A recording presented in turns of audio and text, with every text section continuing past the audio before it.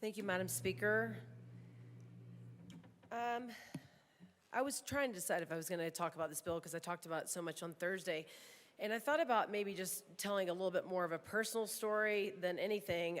When I read page 6, every individual has a fundamental right to make autonomous decisions about the individual's own reproductive health. I started thinking about our own journey of 4 years of infertility.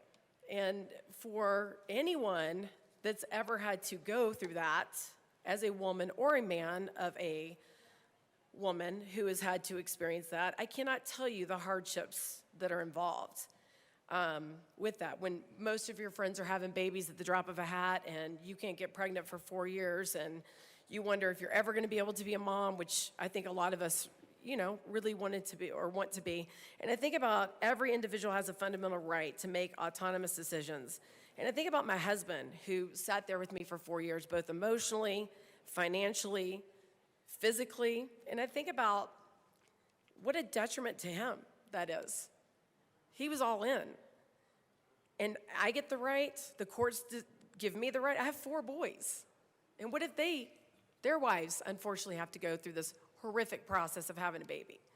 Because for some of us, it doesn't come naturally. It's excruciating every month to go through that process, to lose.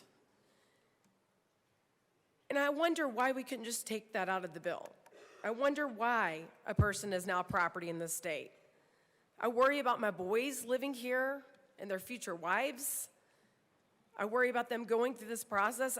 It makes me sad. It makes me sad that we couldn't adopt an amendment to take the embryos out of it. When I was struggling for 4 years and talking to many different, we changed labs twice because we just didn't feel like they were getting it done. The divorce rate for these people, and I'll include myself, is 50%, if not higher at this point. It was probably the worst time in my marriage. And there's no reason to include embryos in that. There's no reason to try to let the courts decide who gets this property. We're talking about a baby. There's no reason to have left that in. You're totally excluding the other partner in this. And that is not fair to my husband, and it is definitely not fair to my 4 little boys that live in the state. And if you can't understand our pro-life stance, then you can at least understand the stance on the custodial battles in the courts. This is very personal to me.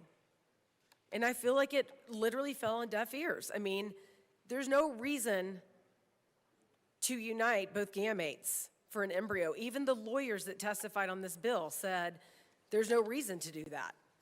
The implantation doesn't change. There's no reason to do it. I talked to you guys about a 2014 study that had involved 50,000 women that found that those who do not have children after fertility treatments are 3 times more likely to divorce. And I will tell you, from a personal story, we almost divorced. It is a horrible thing for women to have to go through, to try to have a baby when others just discard it for a clump of cells. It's a horrible thing to tell the women of Colorado fighting for a baby that you can just destroy it or discard it. What is that saying to the people like me that tried for 4 years to have a baby? I'm just trying to give you guys a personal story.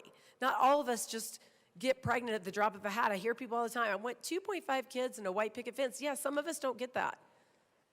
Some of us beg and plead and want to then listen to it be summed up as we can discard it or use it for medical research. I'm giving you the personal story. I'm giving you the face of in vitro. I'm giving you the story of a mom who tried for 4 years to have a baby who could not, and the devastation of that every month when I couldn't have a baby. And we asked for a couple of very specific amendments. And it's just no, no, no. I mean, don't even listen to our story. Don't even listen to the thousands of women in Colorado struggling to have a baby right now. And then to talk about progesterone, if we're gonna talk about family planning, then the least we could do is talk about the abortion pill reversal. I was put on progesterone the first 6 weeks of my pregnancy. It is safe and effective for pregnant women. I mean, if we can give it to 12-year-olds without it being FDA approved, certainly we can give it to women who want to save their babies. I am not going to sit here and listen to the hypocrisy when it comes to that. if it's non-FDA approved for gender-affirming care, and I'm telling you I was on it to birth all of my babies to save them, then it is safe and effective. I don't want to hear about a 12-person study anymore.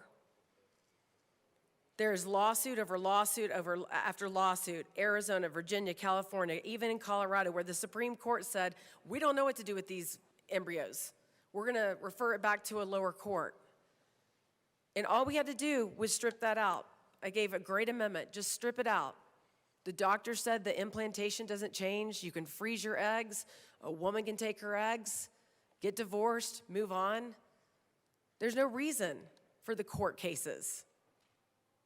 There's no reason to take my husband out of the equation or the many men fighting. There was no reason. This is a perfectly solid amendment that would take lawsuits out of it. It would take the custodial charges out of it. And we asked. And if you're going to include fertility care, then you must include how to save a baby if a woman decides she makes a mistake with the abortion pill. This state says it's pro-choice, and I'm going to continue to say it's not. We push and push and push away from the ability for a woman to choose. If you are going to let a woman choose, you give her all the options. And this bill does not. This bill I could have gotten behind. If we had accepted 2 of the amendments, I would be up here talking about, yeah, I think we need some regulation in the state of Colorado. I don't think that one donor should be given samples and having 150 kids. I see the premise in this, and there was just no willingness to move the needle. And frankly, I'm tired of it. Vote no. Thank you.